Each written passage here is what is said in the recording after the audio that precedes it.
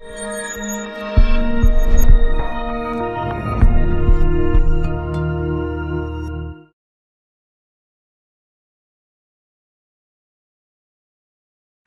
tal? Muy buenos días, bienvenidos nuevamente a sesiones online de Portal Odontólogos. Muchísimas gracias a Batech México por hacer posible esta charla.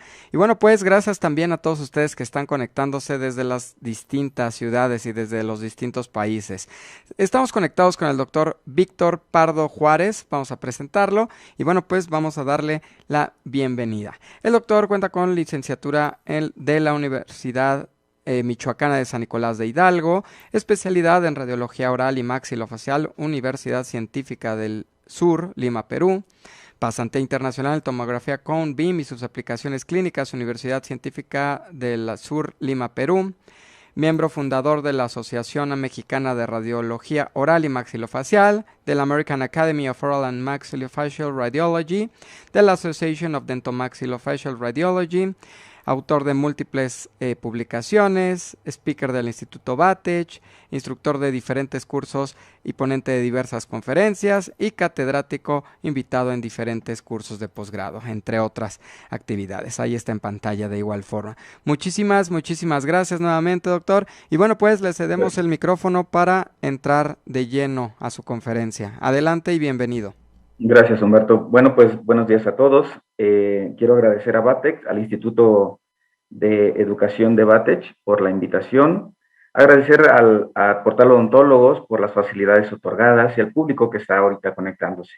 Deseo que todos ustedes y los suyos se encuentren bien en estos momentos difíciles. Bien, vamos entonces a iniciar con este tema que es variantes anatómicas que llegan a representar un problema o un riesgo quirúrgico, ¿verdad? Y que necesitamos nosotros diagnosticarlos. Pero quiero comenzar con una introducción. Quiero comenzar con este pequeño tema de la curva de adopción de la innovación aplicada al uso del Cone-Beam. ¿Qué es esto de la curva de adopción? Este es un modelo sociológico que clasifica a los usuarios en diferentes categorías en función de su disposición a adoptar determinada tecnología o aplicarla. Entonces, se creó, Geoffrey Moore creó esta campana de Gauss, que es un gráfico. Este gráfico describe 5 segmentos de usuarios en función del momento que adoptan una nueva tecnología. Y entonces él lo clasificó de la siguiente manera: los innovadores en un 3%, los visionarios en un 14%, la mayoría que adopta la tecnología tempranamente en un 33%, la mayoría que adopta la tecnología tarde en un 33% también, los rezagados en un 17% y pues los escépticos, que ya vendrían siendo los menos. Bueno, estos 5 segmentos de usuarios es una clasificación para ver el momento en el cual pueden aplicar una diferente tecnología. Y aquí lo que nosotros estamos pensando es en qué situación o en qué momento nos encontramos para aplicar una tecnología. Esto lo hizo también Everett Rogers, utilizando esta campana o este gráfico de adopción de la tecnología, creó un perfil psicográfico, el cual lo describió cada uno, hizo una investigación y cada segmento lo clasificó de la siguiente manera.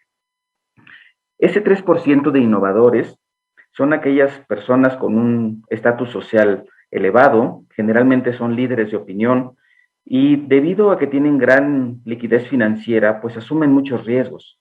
Se dan el lujo de arriesgarse a aplicar la tecnología. Son generalmente o socialmente muy avanzados, tienen alto contacto con fuentes científicas e interactúan con otros innovadores. También Everett dijo que teníamos, para que nosotros supiéramos cómo aplicar esta tecnología, necesitábamos saber, pues, conocer cómo adaptar la tecnología a nuestro entorno, conocer nuestro entorno y sobre eso tratar de aplicarla.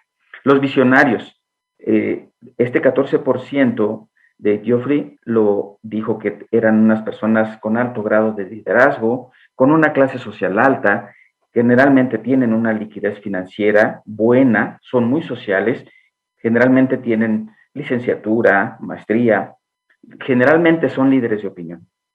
Los adoptadores tempranos en una tecnología son 33% y adoptan en un tiempo mayor. El estatus social está por encima de los tardíos y los rezagados, pero por debajo de los innovadores y los visionarios.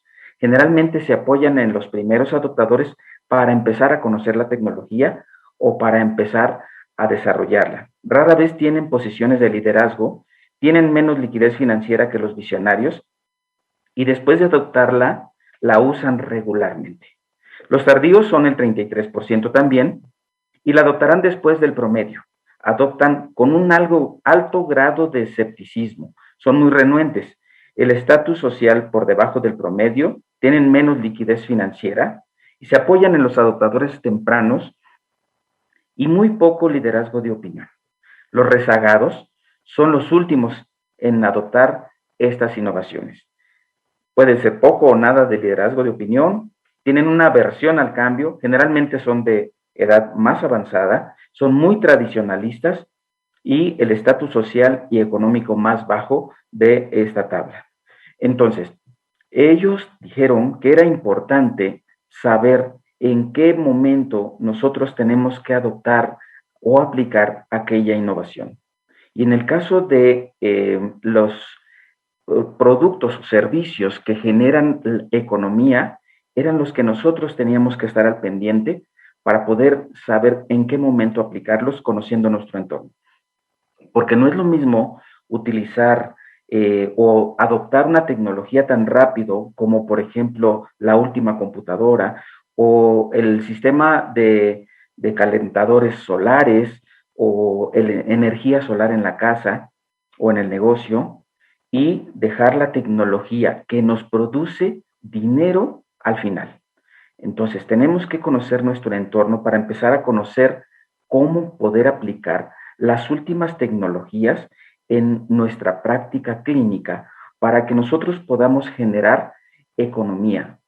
Y esto, en las teorías, en las hipótesis que ellos hacen, que es que nosotros tenemos que empezar a aplicar las tecnologías más avanzadas dentro de nuestras posibilidades para poder revertir el perfil psicográfico.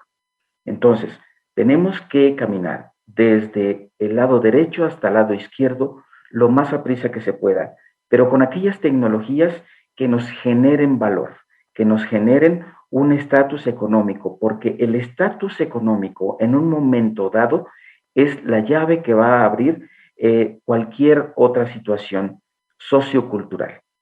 Entonces, va emparejado la aplicación de las nuevas tecnologías, la aplicación de nuevos productos y servicios que nosotros tengamos a mano, dependiendo de nuestro entorno, para poder ir acrecentando la situación económica y el estatus social o sociocultural.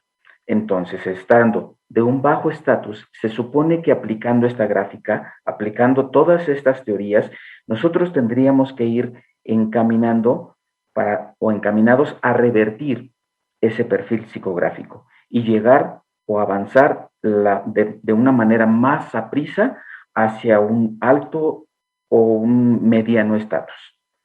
Tenemos que entender que dependiendo de la situación de nuestro entorno, es como nosotros vamos a poder aplicar estas tecnologías, porque es probable que en algunas ciudades muy pequeñas no exista la tecnología del Convim, pero en las grandes ciudades, la mayor parte de las ciudades ya tienen esta tecnología.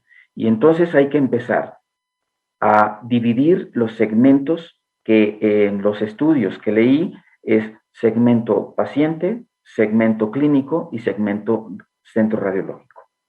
Entonces, si nosotros como centro radiológico no tenemos esta tecnología, tenemos que ir avanzando hacia la izquierda para poder llegar lo más a prisa a aplicar esa tecnología. Como clínico, nosotros tenemos que empezar a conocer la tecnología del Convim, aplicarla con firmeza, con conocimiento de causa y tener pues la capacitación adecuada utilizando los medios que existen de los centros radiológicos, de las instituciones como BATEC o de cualquier otro medio que exista para poder empezar a conocer esta tecnología, aplicarla y poder revertir ese perfil psicográfico de la cual estas teorías que hablan estos escritores, nosotros podemos elevar nuestro estatus.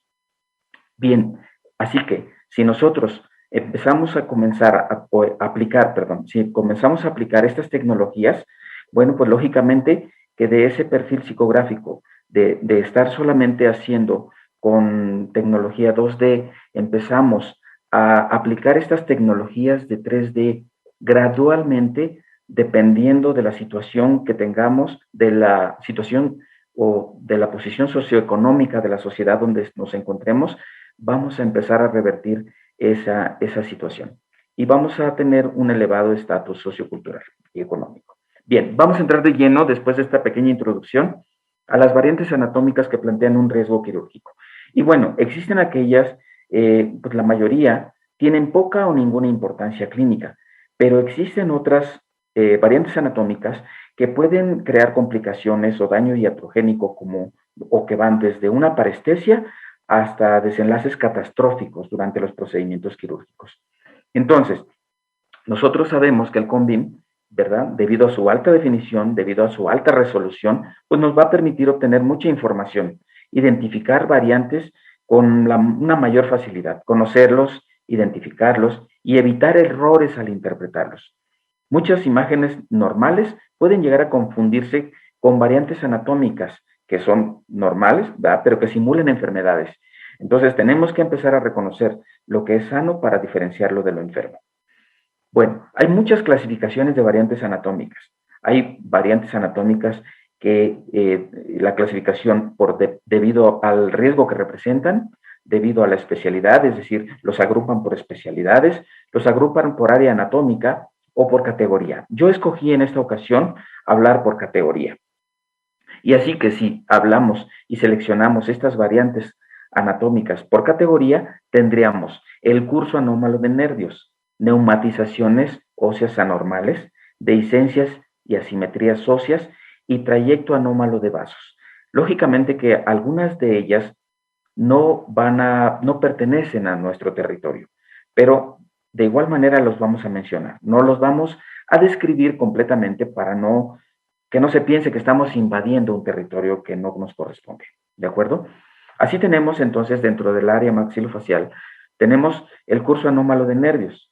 Ese curso anómalo de nervios, hay una gran cantidad de nervios que pueden tener variantes anatómicas que en los procedimientos incluso menores como exodoncias, a lo mejor terceros molares e implantes, pueden causar alguna parestesia o algún otro problema. Desde los anestésicos que no se profundice el efecto anestésico. Bien, estos son curso anómalo del dentario inferior, canal mandibular bífido o llamado también conducto dentario bífido, forámenes mentonianos accesorios, bucle anterior del nervio mentoniano, posición del conducto incisivo mandibular, canales sinuosos, nervio vidiano y nervio infraorbitario. Estos últimos dos pues ya no pertenecen a nuestro territorio. La neumatización ósea anormal o neumatizaciones óseas anormales, tenemos la neumatización alveolar de senos maxilares, la celda de Onodi o la celda de Haller, que pues la que pertenece a nuestro territorio pues sería la neumatización alveolar de senos maxilares, ya que la celda de Onodi y la celda de Haller generalmente son riesgosas en los procedimientos de endoscopía, en cirugía endoscópica, en la especialidad torreno, pero lógicamente que si nosotros las identificamos cuando tenemos problemas de pacientes con vía respiratoria superior, esto generalmente condiciona patología sinusal y las tenemos que saber reconocer para poder remitir correctamente al especialista. Dehiscencias y asimetrías óseas.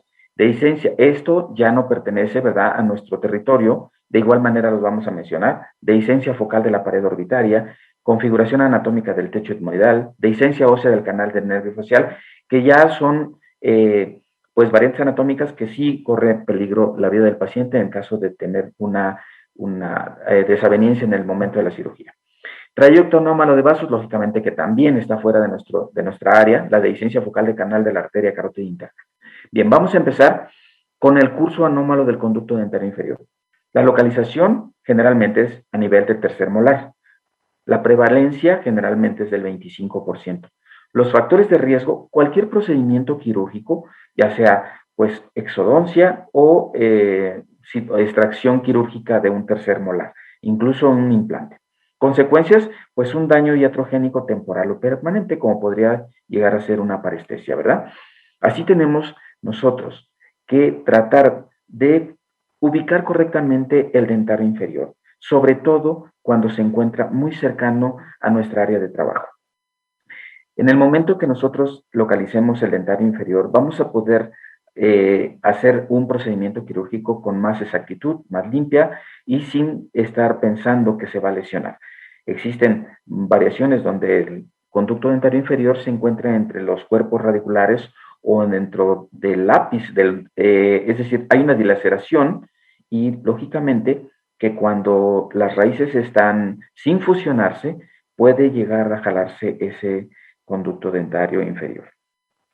Así que nosotros en una radiografía no vamos a meternos hoy en la clasificación de las posiciones, solamente vamos a mencionar que existe la posibilidad de riesgo o de lesión iatrogénica debido al problema de una cirugía mal planificada o debido a no tener el estudio de imagen correspondiente o correcto. Así que nosotros, la radiografía panorámica puede ser solamente sugerente y una vez que nosotros tenemos el CONBIN, podemos ubicar correctamente dónde se encuentra respecto a los ápices o a los cuerpos radiculares ese órgano dentario. Como mencioné anteriormente, no vamos a mencionar la clasificación, solamente vamos a decir que existe un riesgo si nosotros no lo ubicamos correctamente, no lo localizamos espacialmente en el cuerpo mandibular de nuestros pacientes. Así que si nosotros vemos, en algunos casos, el conducto dentario se encuentra, como en el caso del corte transaxial número 1, pues vemos que está muy cercano a los ápices dentarios de este tercer molar.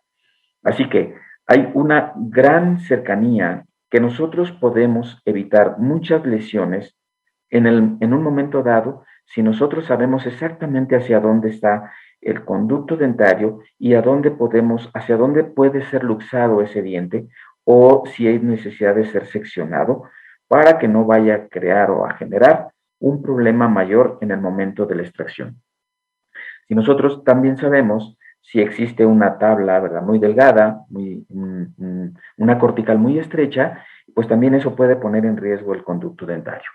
Estos todos son ejemplos, ¿verdad?, de cómo nosotros podemos ubicar correctamente con el CONBIN la posición del conducto dentario inferior. Y así es más fácil, menos estrés de realizar los procedimientos quirúrgicos. Así que si nosotros sabemos que de antemano existe una dilaceración o raíces que no están fusionadas en un tercer molar, nosotros podríamos llegar en un momento dado a perder la localización por un estudio bidimensional y poder crear una lesión iatrogénica, ¿verdad? Y crear una parestesia parcial o total, como en este caso hay una pequeña curvatura, ¿verdad? Y nosotros nos damos cuenta que dependiendo de la posición del tercer molar, nosotros vamos a poder seccionar.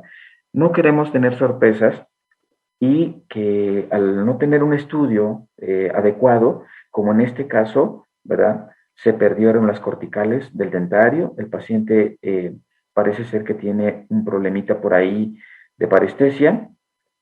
Del lado derecho, nosotros nos damos cuenta que se perdió completamente la cortical, ¿verdad?, en este corte número 2.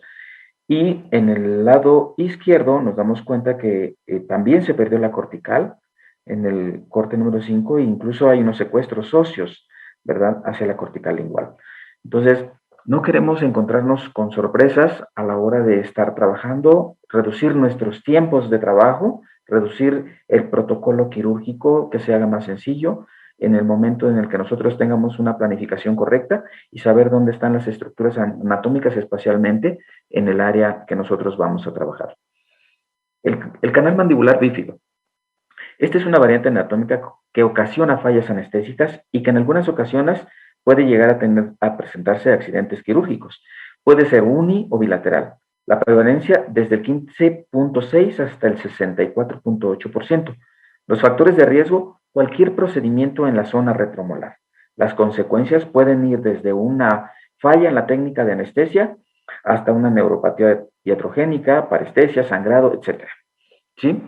Según Naito y colaboradores en 2009 hicieron una clasificación de localización y configuración anatómica. Estos los mencionaron en tipo 1, canal retromolar, tipo 2 o canal dental, tipo 3 con y sin confluencia anterior, tipo 4, canal bucal o lingual.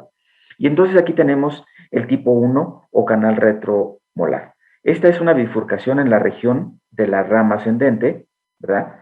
Y hace un recorrido hacia la región anterior, ¿verdad? Hacia la región anterior, pero no alcanza las piezas dentarias. Hace una curvatura generalmente, pero nada más llega hasta la región retromolar. El tipo 2 también es una bifurcación en la zona retromolar, ¿verdad? Recorre hacia la parte anterior y se dirige en sentido anterior para alcanzar aquí sí el ápice o de los segundos o de los terceros molares, ¿verdad? Y puede también ser unibilateral. Este también le llamamos canal dental. El tipo 3 también es una bifurcación que parte de la rama mandibular, se dirige en sentido anterior, ¿verdad? Luego puede volverse a unir con una curvatura hacia abajo o no con el conducto principal, con el dentario inferior. Entonces puede quedar solamente suspendido y recorriendo también en sentido anterior. Eso se llama sin confluencia anterior, pero cuando se une se llama con confluencia anterior. Y el tipo 4, la bifurcación recorre por el sector o lingual o por el sector bucal del cuerpo de la mandíbula y que generalmente va a ir como paralelo al conducto dentario principal. Entonces aquí tenemos un ejemplo, ¿verdad? De cómo vemos aquí el conducto dentario, ¿verdad? Vemos cómo recorre y vemos cómo la bifurcación y solamente se va a quedar hacia, ¿verdad?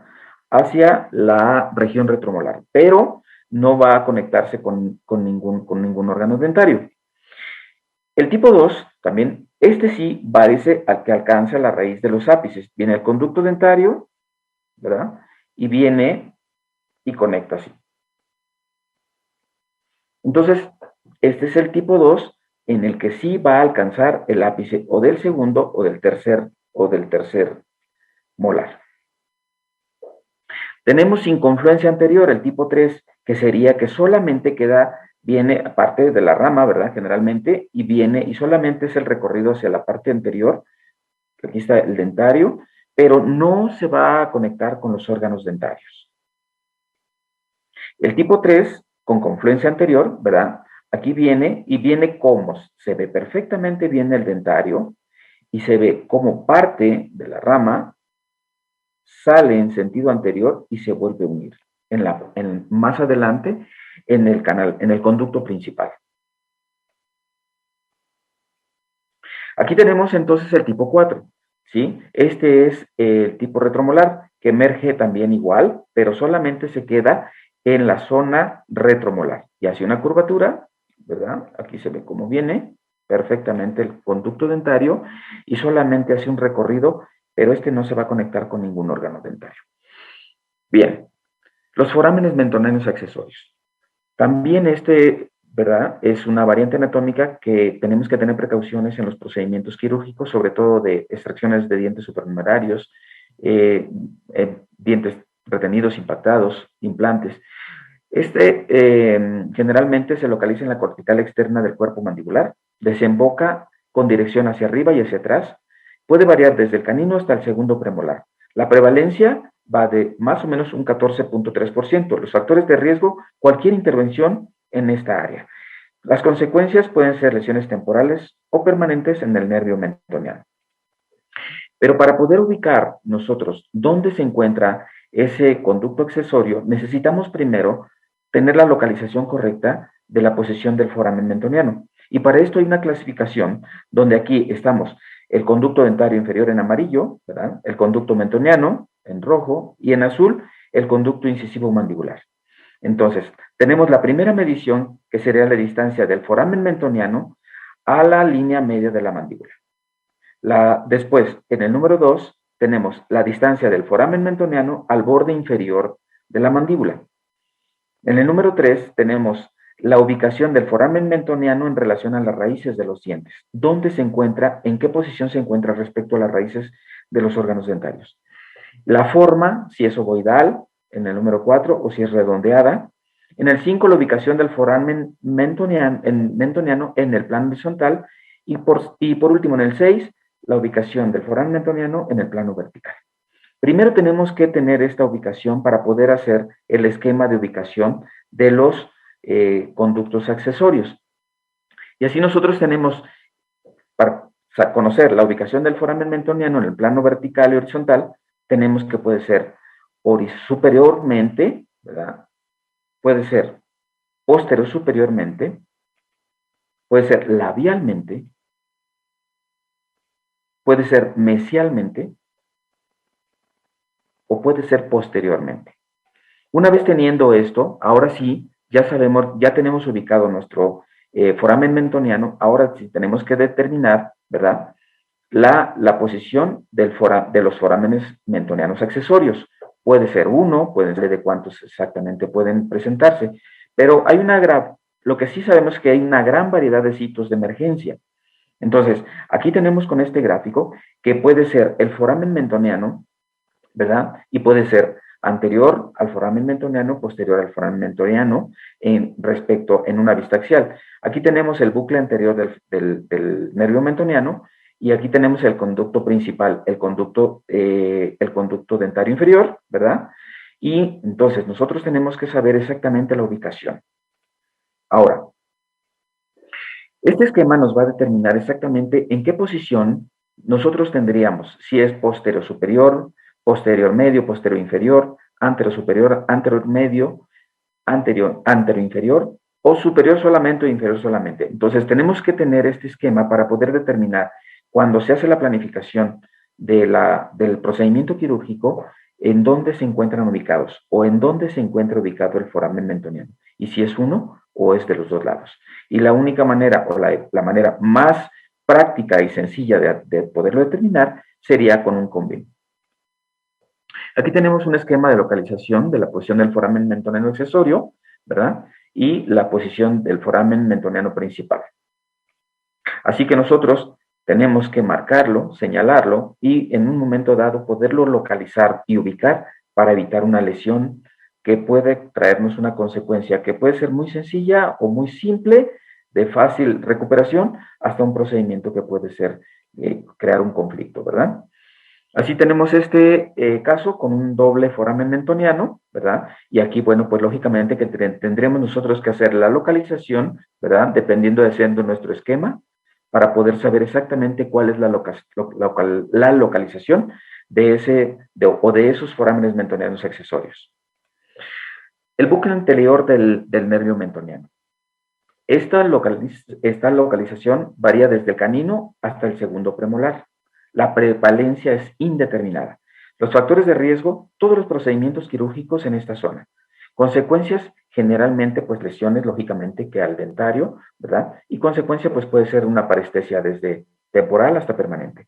Y aquí hay una clasificación del bucle anterior, o también llamado loop anterior del nervio mentoniano, ¿verdad? Puede ser un poco recto, puede ser un poco curvo, y ya le llaman por tipo 1, tipo 2 o tipo 3, o puede ser muy curvo.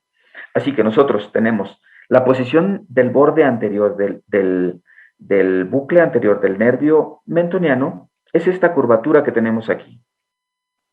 Este bucle anterior del nervio mentoniano puede ser tan agudo y tan pronunciado que puede perderse de vista y lógicamente que en una radiografía panorámica no lo vamos a poder localizar. Este bucle anterior es el principal causante de muchas parestesias porque generalmente no lo tratamos de localizar o no lo ubicamos. Hay una alta incidencia. Para dimensionalizar la curvatura o la prominencia de ese bucle anterior del nervio mentoniano, bueno, pues hay varios autores que describen cómo localizarlo. Todos ellos coinciden en la nomenclatura.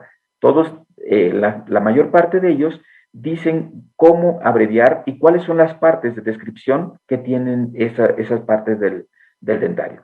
Lo podemos hacer para localizarlo. En la posición del bucle medio, en milímetros, en el plano sagital, las mediciones del ángulo en el plano sagital, ángulo de la cara vocal anterior del foramen mentoniano en el centro del foramen mentoniano y mediciones del ángulo o de ángulos en el plano axial.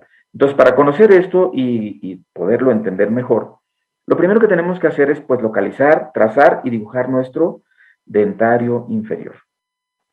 Y buscarlo, ubicarlo y localizarlo en el plano sagital. Una vez que nosotros lo tenemos localizado, sí podemos seleccionar el método que más se adecue a nuestras necesidades. Este es el plano sagital medio. En el plano sagital medio, ¿verdad? Existe un trazado que nosotros podemos llegar a hacer. Este trazado nos va a determinar la posición, la angulación. Generalmente todo va medido en milímetros. Y así tenemos que en nuestro corte, ¿verdad? Sagital, nosotros tenemos aquí con la descripción el bucle anterior, que sería esta es la parte que nosotros tenemos que medir, porque generalmente nos basamos en el foramen mentoniano. Luego tenemos que ver dónde está el borde anterior del foramen mentoniano, el borde anterior del foramen mentoniano, el borde más anterior del bucle, el borde más anterior del bucle o del loop del nervio mentoniano, ¿verdad?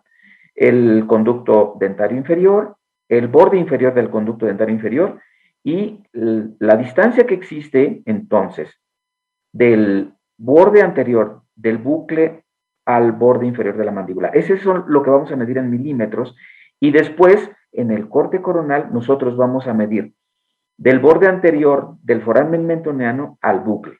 Esta es nuestra medida principal, de aquí a aquí. Esta es nuestra medida principal en la cual nosotros vamos a planificar, sobre todo en aquellos procedimientos que involucren esta región, para poder determinar si nosotros vamos a lesionar o estamos libres para poder actuar. Entonces, esto no lo vamos a poder hacer en ningún otro estudio más que en la tomografía. Combi. El segundo método que utilizamos para localizar o que existe en la bibliografía para localizar el bucle anterior serían las mediciones de los ángulos en el plano sagital. Y un autor habla de que un ángulo más agudo generalmente habla de que el bucle anterior del nervio mentoniano es mucho más saliente, más prominente.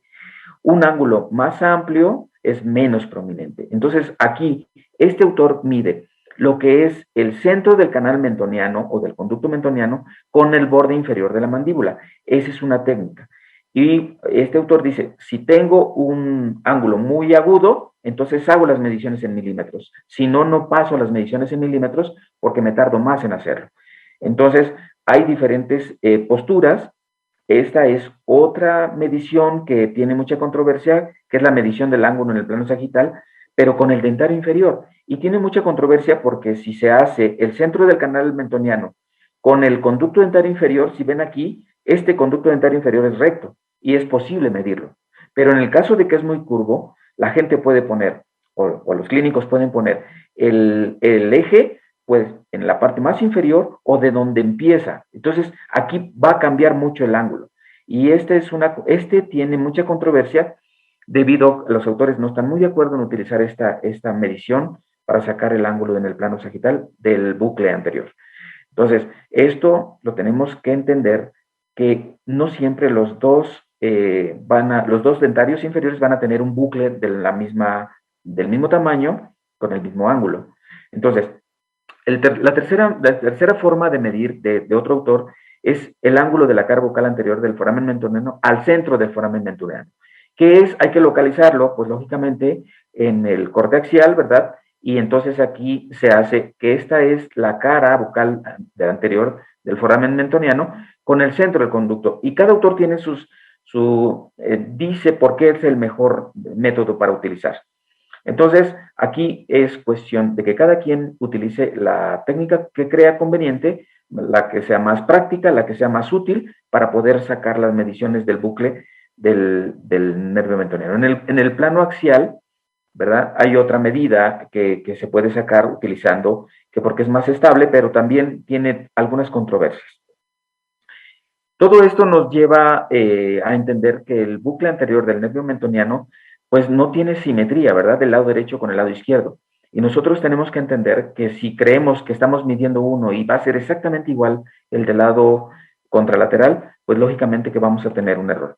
No hay certeza de que los bucles sean exactamente iguales, todos son diferentes. El lado derecho con el lado izquierdo. ¿Sí? Así que tenemos que tener esto en consideración, siempre la simetría nunca va a ser precisa. El conducto incisivo mandibular. Bueno, esta es la localización en la región anterior de la mandíbula. La prevalencia es muy baja, es poco probable que lo tengamos que encontrar, pero más vale conocer que existe y que en un momento dado, si lo localizamos, tenemos que informarlo o tenemos que prevenir de que lo vayamos a lesionar. Los factores de riesgo, todos los procedimientos quirúrgicos en la zona anterior de la mandíbula. La consecuencia, pues parestesia o sangrado menor o abundante dependiendo de cómo sea el grosor. Entonces, primera parte, localizar el conducto incisivo mandibular. Entonces, el conducto incisivo mandibular, tenemos un esquema aquí de localización. Y lo primero que vamos a hacer es la localización del borde inferior de la mandíbula, ¿verdad? Al borde inferior de la mandíbula, al conducto incisivo mandibular, en milímetros. Después, el conducto incisivo, en el número 2, el conducto incisivo mandibular a la línea media, ¿verdad? Las corticales óseas completas o parciales deben de ser medidas para que nosotros podamos tener la certeza de que tiene o no tiene corticales. ¿Verdad? La terminación, ¿dónde termina el conducto incisivo mandibular? Puede terminar hacia el incisivo central o hasta el incisivo lateral. La distancia, decía en el 4, la distancia del conducto incisivo mandibular a la cortical vestibular en milímetros. Es esta distancia del conducto incisivo, ¿verdad? En sentido sagital hasta la cortical. ¿Sí? En el número 5, la distancia del ápice del diente y del ápice del órgano dentario donde termina al conducto incisivo mandibular. Y por último, el diámetro del conducto incisivo mandibular. Una vez que si nosotros lo localizamos, estas son las mediciones que tendríamos que tener en cuenta para poder realizar nuestro procedimiento quirúrgico. Si nos damos cuenta en una radiografía panorámica, pues lógicamente que no lo vamos a poder detectar. Es poco probable que nosotros podamos identificarlo. Sin embargo, esta es la reconstrucción panorámica de la tomografía. Sin embargo, si hacemos un corte transaxial, por ejemplo, a este nivel, podemos aquí localizar una línea hipodensa que es muy probable que sea la rama interna del conducto dentario inferior, que se llama conducto incisivo mandibular. Entonces, esto, pues, lógicamente, que si se planea hacer un procedimiento quirúrgico en esta área, es muy probable que sea lesionado. En el lado contralateral, pues no se aprecia perfectamente bien, no se ve que exista, ¿verdad? Pero entonces, esto es una variante anatómica que tenemos que tener en consideración. El canal sinuosus, pues ¿verdad? Se extiende desde la pared lateral de la cavidad nasal hasta un agujero accesorio que generalmente se localiza en el paladar. La prevalencia es indeterminada. Los factores de riesgo es en implantología, en la región anterior superior, a nivel de incisivos laterales, incluso puede llegar a acercarse hasta los caninos superiores. Consecuencia, el riesgo quirúrgico aumenta en los procedimientos de cirugía. Así tenemos nosotros que esta, pues, es una variante anatómica del nervio anterior superior y generalmente discurre, ¿verdad?, por la pared externa de la fosa nasal, ¿verdad?, a un costado, baja, continúa su recorrido y desemboca hasta el paladar. Y así tenemos nosotros que generalmente lo vamos a ubicar con dos imágenes, generalmente pues es doble, pero puede ser uni o bilateral. Y aquí tenemos cómo recorre y aquí vamos viendo cómo aparece poco a poco hasta que nosotros tenemos aquí nuestros conductos o canales sinuosos, ¿verdad?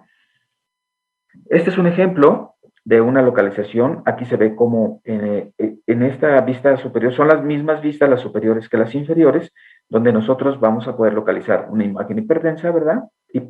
Hipodensa, donde vemos esta línea cómo discurre, ¿verdad? Por la pared lateral de la fosa nasal y baja hasta llegar hasta el paladar, ¿sí?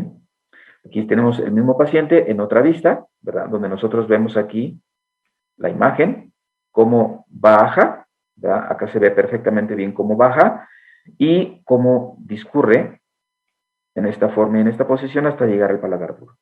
Este también es una variante pues, que tendremos que tener en consideración a la hora de hacer un acto quirúrgico en esta región para evitar lesiones y contratiempos. Esto no pertenece, el nervio ovidiano, pues no, lógicamente que no pertenece a nuestro territorio, ¿verdad? Se pueden ver nervios craneales en el área maxilofacial, pero que no están dentro del área de la odontología. Y esto cursa dentro de las cavidades aéreas. La prevalencia es indeterminada. Los factores de riesgo, consecuencias de una neumatización anormal o dehiscencias en la pared ósea de sus conductos, la consecuencia es un riesgo, el riesgo quirúrgico aumenta durante la cirugía endoscópica. Generalmente este se echa por los otorrinos. Entonces, es un área que nosotros no vamos a poder, no pertenece a nuestra área y no queremos invadir territorios, ¿verdad? Lógicamente, y solamente lo mencionamos porque está dentro de esta categoría. El nervio infraorbitario, también dijimos, no pertenece a nuestro territorio. La localización, se pueden ver nervios craneales en el área maxilofacial cursando dentro de las cavidades aéreas. ¿verdad? La prevalencia indeterminada, los factores de riesgo, consecuencia de una neumatización anormal o dehiscencias en las paredes óseas de sus conductos. Consecuencia, riesgo quirúrgico aumenta durante la cirugía endoscópica, también realizada, lógicamente, por los otorrinos. Aquí vemos la dehiscencia, ¿verdad? Lógicamente que si hay una penetración aquí, bueno, pues va a haber, ¿verdad?, una lesión hacia el piso de la órbita. ¿verdad? No pertenece a nuestro territorio, no vamos a ahondar mucho en eso. ¿Sí? Aquí está otro ejemplo. ¿verdad? Es de cómo se ve las paredes óseas dehiscentes, ¿verdad? Y aquí vemos un ejemplo más adicional. ¿Verdad? Aquí se ve cómo cuelga, ¿verdad? El nervio infraorbitario, que también está muy lejos, incluso para una elevación de seno probablemente quede un poco lejos, pero también tenemos que conocer que existe y que nosotros la podemos evaluar correctamente con el CONVIN. Neumatización ósea normal. Aquí habíamos hablado de que existen dos celdas, la celda de Onodi y la celda de Haller, que no pertenece a nuestro territorio, pero que tenemos que saberlas reconocer porque generalmente son condicionantes de patología sinusal. Y en los tratamientos de ortodoncia, en los tratamientos de odontopediatría, nosotros la tendríamos que saber reconocer para poder remitir correctamente al otorrino y pueda ser tratado. Es una variante, ¿verdad?, de lo normal, pero que puede llegar a condicionar patología sinusal, problemas respiratorios. Eso pues no pertenece dentro a nuestro territorio, pero que sí deberíamos de saberla reconocer para poder remitir correctamente.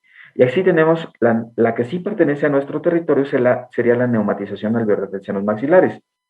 Entonces,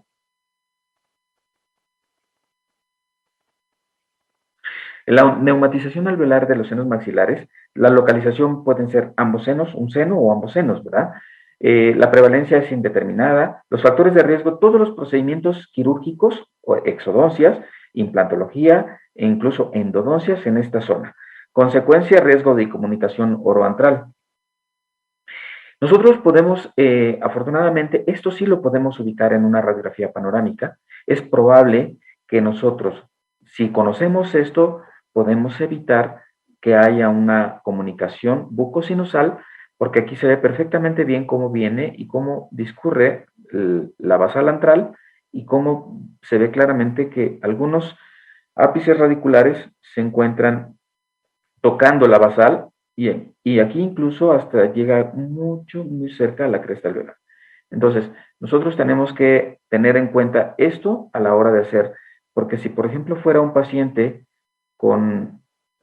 si fuera un paciente para una exodoncia, por ejemplo, podría ser que hubiera una comunicación acá, ¿verdad? Entonces, es muy probable que la podamos encontrar en las radiografías panorámicas. Este es un caso, es un ejemplo de cómo se ve en una radiografía panorámica y cómo lo veríamos nosotros en un CONVIN. Esta es la reconstrucción, ¿verdad? La reconstrucción panorámica de la tomografía y se ve perfectamente bien que, pues, si se hiciera una exodoncia aquí, muy probablemente se desprendería la basal antral y podríamos tener una comunicación.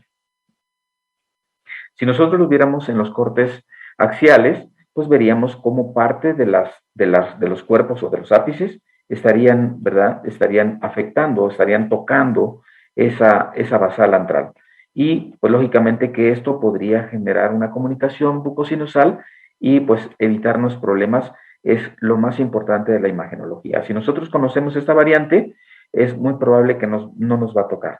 Lo revisamos, vemos aquí perfectamente bien cómo se ve perfectamente bien el limitado, el seno, la basal del seno, y podemos darnos una idea de que si hay un procedimiento o un acto quirúrgico en esta región, pues vamos a tener muchos problemas. Vean esta dilaceración, vean cómo se encuentran los ápices perfectamente bien dentro de los senos, como este tercer molar, que muchas veces hacemos las extracciones de los terceros molares, no tomando en consideración que pudiéramos hacer una comunicación.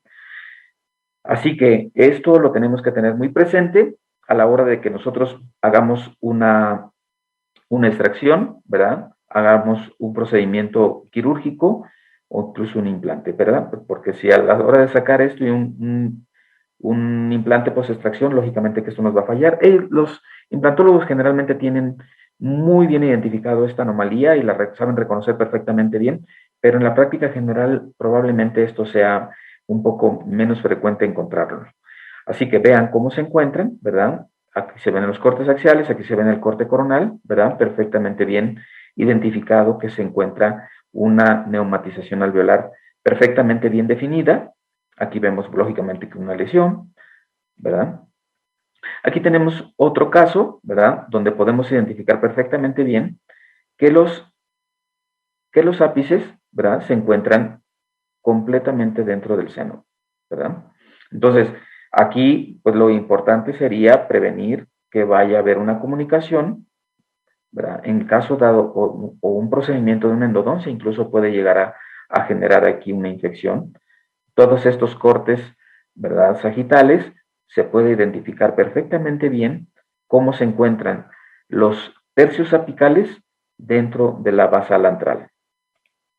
Aquí se ven los cortes coronales, cómo podemos ver perfectamente bien cómo se encuentra casi en la cresta ósea, ¿verdad? Y podemos tomar en consideración eso.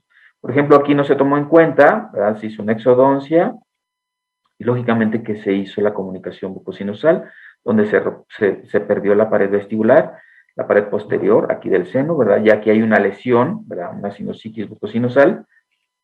Aquí se ve perfectamente bien la sinusitis bucosinusal. Aquí se ve la pérdida de la cortical, ¿verdad? Aquí ya no hay cortical. Y bueno, lógicamente que esto es lo que nosotros queremos evitar en un momento dado para poder evitar que tengamos problemas. Y lógicamente que lo más importante sería tener o evitar un problema legal con un paciente, ¿verdad? Aquí se ve perfectamente bien cómo hay la comunicación, ¿verdad? Probablemente no estaba tan cercano, sin embargo, a la hora de hacer la exodoncia se perdió, se hizo la comunicación y lógicamente que el paciente tenía muchos problemas. La celda de Onodi, decíamos, no pertenece a nuestro territorio, pero como genera problemas que pueden dar a los pacientitos de vía respiratoria superior, entonces nosotros como en el diagnóstico, cuando a los ortodoncistas o a los odontopediatras que acuden con problemas respiratorios y que tienen maloclusiones, pues hay que identificarla correctamente, ¿verdad? También llamada célula esfenoetmoide, localizada en el plano coronal, se observa un tabique horizontal que cruza la luz del seno esfenoidal. La prevalencia, según Shin y colaboradores, encontró que una incidencia del 30% aproximadamente. Los factores de cirugía, bueno, pues es en cirugía endoscópica, lógicamente hecha por los otorrinos. La consecuencia, la transgresión de las paredes de esta puede resultar en una lesión irreversible del nervio óptico o hemorragia profusa. Entonces tenemos acá que está muy lejos de que nosotros podamos trabajar en esa área, ¿verdad? No pertenece a nuestra área y lógicamente que nosotros solamente deberíamos de reconocerla para poder remitir al paciente. Celda de Haller, también llamada infraorbitaria, localización, esta es una extensión de la neumatización etmoidal a la pared orbitaria, inferolateral a la bulla etmoidal, la prevalencia es del 45%, los factores de riesgo también en cirugía endoscópica, ¿verdad? De senos maxilares hecha por otorrinos, que no pertenece a nuestra área. La consecuencia, pues una penetración orbitaria accidental. Entonces, nosotros tenemos que saber ubicarla, reconocerla, y generalmente esto condiciona patología sinusal, por eso es bueno saber identificarla, reconocerla y poder determinar qué está sucediendo, ¿verdad? Aquí tenemos el ejemplo de cómo se ve esta celda de Haller. y lo mejor sería poder remitir a los pacientes con el especialista. Las dehiscencias y asimetrías óseas, ya las mencionamos, no vamos a ahondar en ellas porque no pertenece a nuestro territorio. Y por último, la trayectoria de nervios anómalos de vasos, también no podemos nosotros invadir territorios. Esto pertenece a otra área, ¿verdad? Y no vamos a tocar ni los vamos a reconocer. En conclusión, pues nosotros tenemos que entender que algunas variantes anatómicas pueden aumentar el riesgo quirúrgico si se pasan por alto, ¿verdad? Y tienen el potencial de generar complicaciones severas, incluso catastróficas. Entonces, tenemos que utilizar la mejor tecnología que esté a nuestro alcance para poderlas identificar. Si nosotros sabemos reconocerlas, identificarlas, separarlas en orden por cuáles son las más riesgosas y cuáles están dentro de nuestro territorio para poder identificarlas y evitar así lesiones con nuestros pacientes. Bueno, pues muchísimas gracias. Esta ha sido mi participación de este día, Humberto. Excelente, doctor. Muchísimas gracias. Y bueno, pues vamos a regresar a cuadro para algunas preguntas, algunos comentarios. Y bueno, pues los invitamos a todos a participar con sus preguntas. Muchísimas gracias, doctor. Gracias, Humberto. Gracias a todos los participantes. A todos los participantes, tenemos gente conectada. Bueno, también ahí están los datos.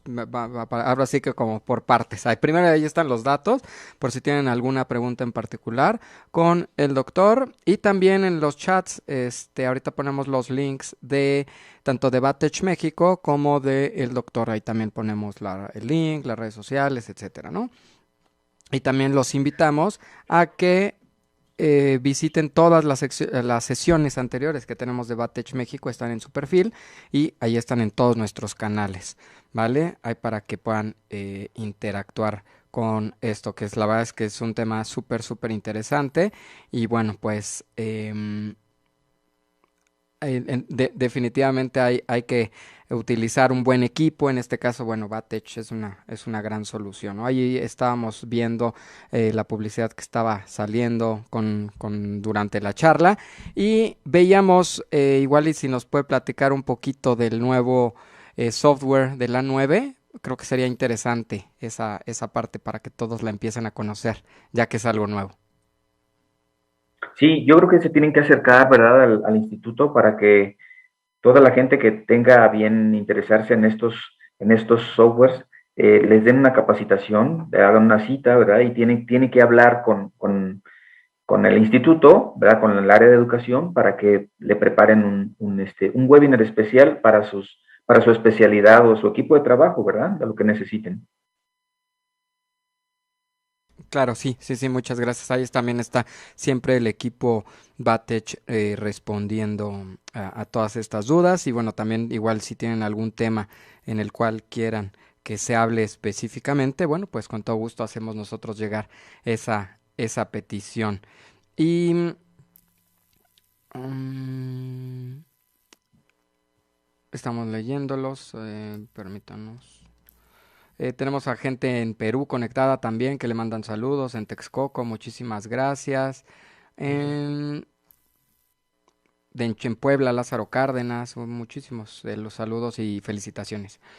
Nos dicen, ¿qué relación hay entre una posible comunicación y la edad del paciente? Bueno, lógicamente que lo primero que tenemos que pensar es evitar que haya una comunicación oroantral. ¿A eso se refiere? Primero, no vaya yo a confundir la pregunta. Yo creo que sí, porque no creo que sea de comunicación Yo creo que es eso. Sí, yo creo que sí, definitivo. Bueno, pues lógicamente que el primer paso aquí es pensar en no crearla. Pero lógicamente que hay un paciente con una edad mayor, lógicamente que va a tener una mayor repercusión, porque los problemas de este tipo en pacientes que tienen su sistema inmunológico deprimido, los problemas respiratorios, lógicamente que van a ir causándole mayores problemas. Esta comunicación puede tardar más en sanar en un paciente mayor. Tiene que ser, lógicamente, atendido con un especialista, ya tiene que llevarse con un maxilofacial para que puedan hacerle un procedimiento correcto. Un paciente joven va a tener una mejor recuperación, va a tener que no es bueno que lo tenga, pero va a tener una evolución más favorable que un paciente mayor. Entonces, un paciente inmunodeprimido, lógicamente que va a tener problemas severos, ¿verdad? Entonces es mejor no hacerlo, es mejor no tener el accidente, pero sí sabemos que un paciente más joven va a tener una recuperación mucho más rápida y mucho mejor, mucho más favorable. Perfecto, doctor, muchas gracias. También nos dicen la cavidad idiopática de Stein, ¿cómo diferenciarla de una patología? A ver que me explique exactamente qué esta me está diciendo. A ver quién. El doctor Osmani Guevara, si nos ayuda a puntualizar la pregunta, muchas gracias. Am, bueno, dice Demetrio Guarneros, una voz de alerta para estudiar y valorar nuestros tratamientos. Definitivamente sí hay que ser muy cuidadosos, ¿no? Y justamente todas estas herramientas que se proponen, bueno, pues les ayudarán a ser más efectivos, ¿no? Definitivamente con la información. Sí, Y con el diagnóstico y evidentemente, bueno, pues con el tratamiento. Ahí están los datos, los teléfonos, ahí están los nuevos equipos A9 y Green X, bueno, toda la información. Bueno, igual para los que están preguntando, recuerden que queda grabada la transmisión para que, bueno, pues lo puedan revisar sin ningún problema, ya con todos los detalles. Colombia también le mandan saludos, muchísimas gracias. Y bueno, doctor, no sé si quisiera comentar algo para ir terminando esta charla. no, pues bueno, solamente queda agradecer a todos los participantes, ¿verdad? La paciencia que tuvieron con este tema. Ojalá que les haya sido de su agrado y que les sirva.